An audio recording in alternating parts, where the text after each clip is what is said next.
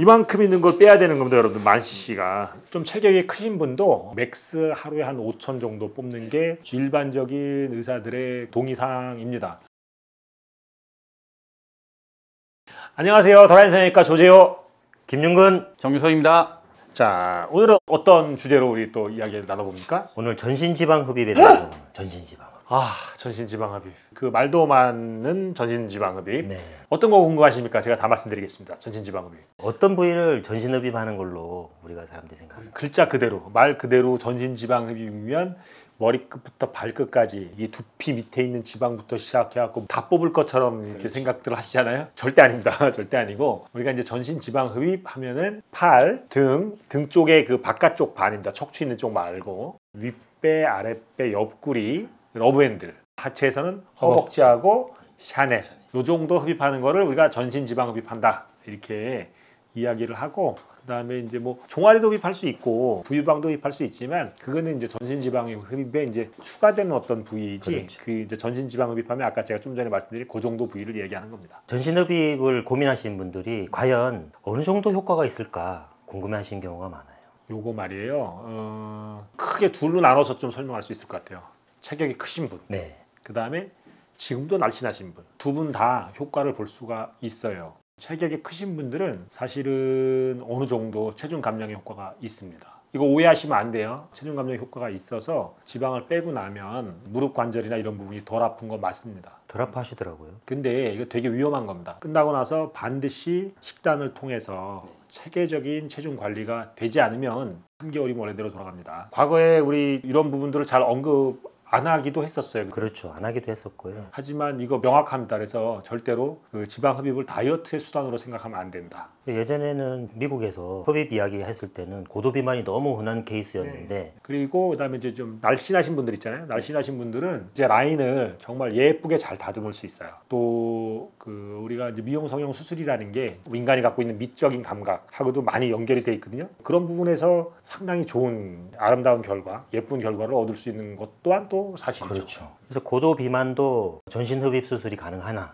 그러나 그것이 다이어트를 대신할 수는 없다. 그래서 이제 종합적으로 정리를 해보면, 우리가 이제 지방 흡입 수술이라는 것은 인체의 부위별 비율을 바꾸는 시술입니다. 그래서 체중이 늘어나면 체중이 느는 대로 또 그 비율 그대로 늘어나고, 또 그 비율 그대로 줄어들고, 그래서 비율은 바뀌지 않는다. 지방 흡입으로 인한 비율의 변화는 우리의 삶 동안에 지속되는 것이다. 이렇게 생각하시면 되겠습니다. 그러면 전신이니까 부위는 알겠는데 하루에 다 하는 건지, 아니면 기간을 나눠서 하는 건지. 환자가 건강하고 하면 하루에 다 하는 것도 가능해요. 한 번에 할 때 이제 가장 문제가 되는 거는 이제 출혈량입니다. 출혈량. 범위가 크면 아무리 출혈이 적은 수술도 모이면 양이 꽤 돼요. 그래서 수혈을 미리 준비한다든지, 자가수혈을 준비한다든지.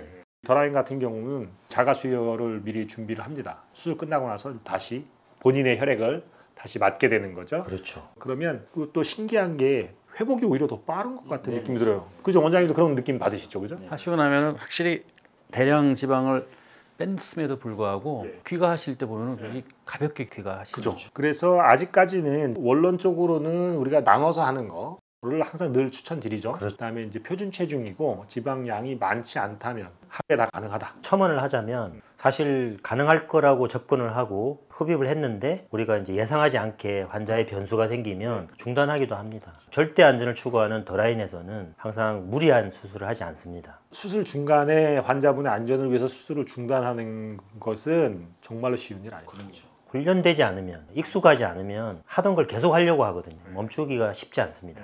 중간에 우리가 조금이라도 출혈이 너무 걱정이 된다거나 그러면 그냥 바로 수술 중단하고 한 3주 있다 다시 하면 되잖아요. 그래서 이제 그 정도 우리 이제 가이드라인을 지키고 있습니다. 절개 부위, 상처. 절개 부위요? 원장님 대답해 주세요.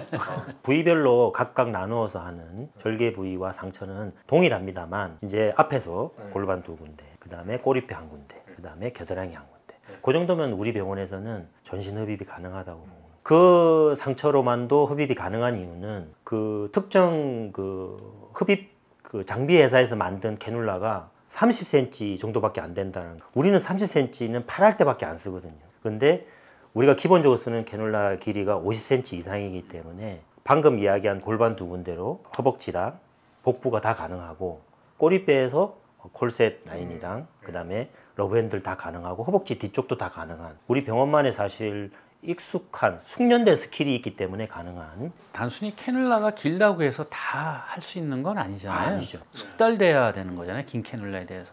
정 원장님 말씀대로 상당히 이제 많은 고민을 통해서 연구를 통해서 작은 구멍 하나로 이제 넓은 부위를 커버할 수 있게 그렇게 흡입하는 방식을 이제 연구 개발해 온 겁니다. 그래서 이제 전신 흡입하고 멍이나 통증이 어느 정도 가는지 궁금해하시는 경우 아무래도 범위가 넓으니까 우려가 있는 것 같아요.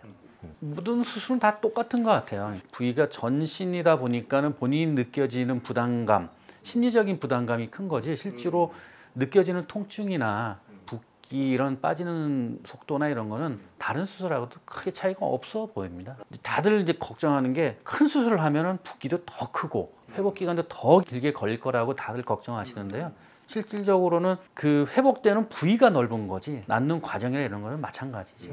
전신 흡입을 했습니다. 어떤 주의사항이 필요할까요? 일반적인 지방 흡입의 주의사항하고 다르지 않습니다. 하지만 이제 허벅지나 복부 한 부위를 했을 때는 다음 날 거의 일상생활에 지장 없어요. 대신 컨디션은 되게 많이 다운됩니다. 다음 날 중요한 일을 보셔야 하는데 못 보진 않으실 거예요. 근데 전신 지방 흡입하시면 최소한 하루 이틀은 좀 쉬셔야 하긴 할 것 같아요. 그렇죠. 사실 어떤 면 보면 흡입이 수술이기 때문에 자꾸 안 움직이려고 하는데 일상생활을 그 다음 날부터 적극 권장하는 게 일상생활에 빨리 복귀할수록 붓기도 빨리 가라앉고 그 다음에 회복도 빠르다. 회복도 빠르죠. 멍도 좀 덜 들고 그렇게 말씀드리고 있습니다. 그리고 실제로 이제 멍이 드신 분들도요. 이렇게 정상적인 활동을 계속 하려고 노력하시는 분들이 확실히 멍이 빨리 빠지는 것 같아요. 전신 지방 흡입 시에 고려해야 될 사안들에 대해서 선택을 어떻게 할까? 굳이 설명을 하자면 이렇게 생각하시면 될 것 같아요. 오랫동안 많은 수술을 경험을 한 병원이 가장 중요하다고 저는 생각됩니다. 저는 제 몸을 맡길 때 그렇게 맡길 겁니다. 근데 어쨌든 의사들끼리 압니다.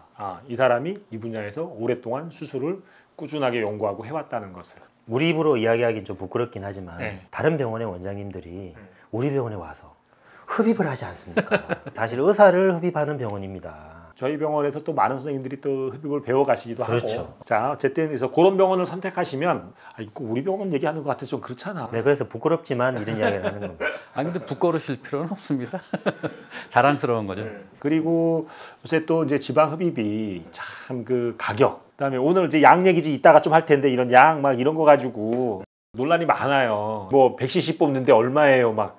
누구한테도 권할 수 있는 그런 접근이 철학이기도 하고 태도이기도 하고 사실 그게 핵심입니다. 그리고 그다음에 공산품이 아니에요. 많은 분들이 오해하시는데 수술의 결과에 따라서 그다음에 의사의 경험과 숙련도에 따라서 그다음에 그 병원이 가지고 있는 안정성 이런 거에 따라서 달라지는 겁니다. 이제 앞서 이제 조 원장님 말씀하신 의학은 단순히 그런 돈이나 이런 것으로 평가할 수 있는 것이 아니라고 말씀해 주셨잖아요. 근데 병원도 먹고 살아야 되니까 마케팅하고 뭐 이런 건 당연히 해야 되는 게 맞아요. 근데 너무 지나치게 의료 행위를 상술에 가깝게 표현하는 그런 병원들이 종종 있더라고요. 좀 그런 걸 보면서 안타깝더라고요. 복부에서 뭐 10,000cc를 뽑았는데 그 중에 뭐 순수 지방률이 90%에 가깝다. 그 이야기 듣는 날 깜짝 놀랐습니다. 그게 가능한지. 일단은 10,000cc가 어느 정도 양인지를 우리가 고객분들이 한번 보셔야 됩니다. 이제 실제로 한번 보셔야지. 이게 2,000짜리 통이거든요. 2,000짜리. 하나, 둘, 셋, 넷, 다섯 개. 이게 만지십니다. 이 10,000cc가 수수 지방으로 10,000cc라는 얘기잖아요. 순수 지방으로 10,000cc라는 겁니다. 이만큼 있는 걸 빼야 되는 겁니다, 여러분들. 10,000cc가 좀 체격이 크신 분도 맥스 하루에 한 5,000 정도 뽑는 게 일반적인 의사들의 동의사항입니다. 저희 병원처럼 아주 그 안전한 시스템이 있고 자가수혈 시스템이 있고 해도 저희 병원 5,000 이상 안 뽑습니다. 사실은 아마 뽑았던 적이 있었을 거예요. 흡입의 역사에서 아마 사고가 무지 났을 겁니다. 그럼요. 아마 이렇게 해서는 안 되겠다. 그래서 아마 우리가 암묵적으로 5,000에서 멈추자. 그렇게 아마 동의가 일어났을 텐데 이걸 그냥 홍보 차원에서 이걸 그냥 뒤집고 있는 겁니다. 10,000cc라는 흡입이 제가 정확하게 기억하는지 모르겠는데요. 제가 이제 레지던트 때 그 당시에는 지방흡입을 이제 안 배울 때니까 단순히 텍스트로 이제 지방흡입에 대한 이론을 배우고 할 때인데 그 책에 그런 얘기가 있었어요. 예전에는 80년대 이때는 미국에서도 10,000cc씩 뽑고 이랬다. 그런데 많은 사고가 일어났기 때문에 최근에는 5,000cc 이상 뽑지 않는 것을 권유한다라는 그 글을 본 적이 있었거든요. 지금 10,000cc를 뽑는 얘기는 문제를 만들고 있다라는. 자, 어쨌든 그래서 만CC 말도 안 돼요, 말도. 혈액의 그런 밸런스들 다 무너지고 그 충격을 몸이 어떻게 그 소화를 시킬 수 있겠어요? 그럼요. 그 사고 나면 흡입 자체가 위험한 것으로 오해받습니다. 그렇죠. 원래 흡입이 그렇게 안전한 수술인데 얼마나 안전한 수술입니까? 스스로 위험하게 만들고 있는 거잖아요. 오늘 내용이 조금 격했지만 한번 설명을 다 봤습니다. 그리고 이제 첨언하자면 우리가 사실 안전 이야기를 하니까 사실 환자 입장에서는 확 다가오지는 않을 거예요. 예방이 다가오지가 않아요. 미리미리 안전하게 한 것은 아니 아무 일도 안 일어났으니까 네. 아니, 그게 뭐 이렇게 되는데 정말로 중요한 것은 눈에 보이지 않습니다. 태도가 눈에 보입니까? 우리 철학 하다가 환자 안전을 위해서 이상하다 멈추는 거 그건 눈에 보이지 않지 않습니까? 근데 소중한 건 눈에 보이지 않습니다. 정말로 중요한 건 눈에 보이지 않습니다. 오늘 그 전신지방흡입에 대해서 알아봤습니다. 오늘 내용이 도움이 되셨다면 구독, 좋아요. 알림 설정. 그리고 기분 좋은 댓글까지 부탁드립니다. 안녕. 안녕.